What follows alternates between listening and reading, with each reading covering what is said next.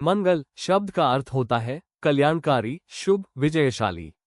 परंतु आश्चर्य की बात यह है कि मंगल ग्रह को एक उग्र, क्रूर और युद्धप्रिय ग्रह के रूप में जाना जाता है। आखिर क्यों? क्यों मंगल को भूमिपुत्र, कुज, रक्तवर्ण, अग्निस्वरूप कहा गया? क्यों उनका संबंध शक्ति, रक्त, युद्ध, साहस, भूमि, क्रोध और विजय से जोड़ा गया? इस सबका उत्तर हमें मंगल देव की जन्म कथा में मिलता है, जो अत्यंत रहस्यमय, रोमांचक और आध्यात्मिक दृष्टिकोण से प्रेरणादायक है। बहुत प्राचीन काल की बात है। सृष्टि की रचना के बाद जब देव, दानव और मनुष्य अपने अपने कर्मों में संलग्न थे, तब एक समय ऐसा आया जब पृथ्वी पर पाप और अधर्म का अतिक्रमण होने लगा। देवताओं की शक्तियां असुरों के विरुद्ध क्षीण हो रही थीं। महर्षियों ने तपस्या छोड़कर रक्षा के लिए महादेव की शरण ली। महादेव उस समय कैलाश पर गहन ध्यान में लीन थे। जब उन्हें इस स्थिति की सूचना मिली तो वे अति क्रोधित हुए। उनके क्रोध से उनका तीसरा नेत्र खुल गया। जैसे ही तीसरा नेत्र खुला, उससे एक प्रज्वलित अग्नि की ज्वाला निकली, जिसमें से रक्त की एक बूंद पृथ्वी पर गिरी। उस अग्निबिंदु से एक तेजस्वी, लाल वर्ण, उग्र और तेज से प्रदीप्त बालक उत्पन्न हुआ। उसकी आंखें अग्नि जैसी थीं और उसका स्वर सिंह समान था। पृथ्वी माता ने उस बालक को अपनी गोद में लिया और उसका पालन पोषण किया। इसलिए वह भूमिपुत्र कहलाए। उनके शरीर की कांति अग्नि जैसी थी और स्वभाव अत्यंत वीर एवं पराक्रमी। उनका नाम रखा गया मंगल। बालक मंगल बचपन से ही युद्ध कला, राजनीति, आयुध, शास्त्र और धर्म में पारंगत थे। उन्होंने ब्रह्मा जी से विद्या प्राप्त की और ब्रह्मा जी ने उन्हें आशीर्वाद दिया, हे वीरपुत्र, तुम संसार में शक्ति, युद्ध, विजय और भूमि के अधिपति कहलाओगे।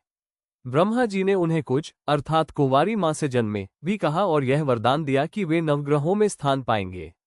जब मंगल युवा हुए, उन्होंने असुरों से पृथ्वी की रक्षा की। असुर गुरु शुक्राचार्य की सेना के साथ उन्होंने कई युद्ध किए। वे असुरों को पराजित कर धर्म की रक्षा करते रहे। शुक्राचार्य ने उन्हें रोकने के लिए मायावी अस्त्रों का प्रयोग किया, पर मंगल देव की भुजाओं के आगे वो सब निष्फल सिद्ध हुआ। तारकासुर के पुत्र सुब्रह्मण्य से युद्ध। एक बार तारकासुर के पुत्रों ने फिर से धरती पर उत्पात मचाना शुरू किया। इंद्रदेव, अग्नि, वरुण और वायु की शक्तियां कम पड़ने लगीं। तब सभी देवता मंगल देव के पास पहुंचे। मंगल देव ने अकेले ही उस महायुद्ध में भाग लिया। उनके युद्ध कौशल, तलवार और गदा प्रहार से धरती कांप उठी। उन्होंने दैत्यों के सेनापति को परास्त कर धर्म की पुनः स्थापना की। कालांतर में मंगल ग्रह का प्रभाव मानव जीवन पर भी दिखने लगा। कई बार विवाह जैसे शुभ कार्यों में बाधा उत्पन्न होने लगी। तब ब्रह्मा जी ने मंगल को यह आदेश दिया कि वह ऐसे दोषों को संतुलित करें।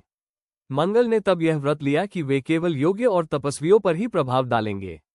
ग्रहों की सभा। एक बार सूर्य देव, चंद्र, बुध, गुरु, शुक्र, शनि, राहु, केतु सभी एक दिव्य सभा में एकत्रित हुए। वहां यह निर्णय लिया गया कि सभी ग्रह पृथ्वी पर समय समय पर अपने प्रभाव से मानव जाति को कर्म के अनुसार फल देंगे।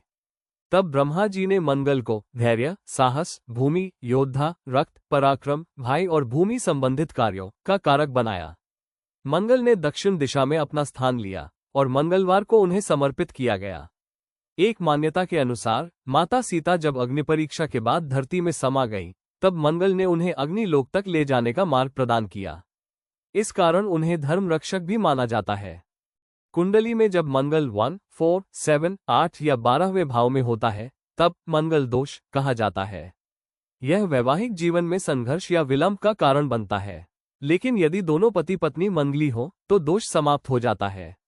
ये दर्शाता है कि मंगल न्यायप्रिय है, वे समानता में विश्वास रखते हैं। मंगल देव आज भी उन लोगों के रक्षक है जो सत्य, न्याय और पराक्रम के मार्ग पर चलते हैं। जो संकटों से न डरें, जो भूमि से जुड़े हों, जिनमें आत्मबल और ईमानदारी हो, उनके जीवन में मंगल सदैव मंगलमय करते हैं।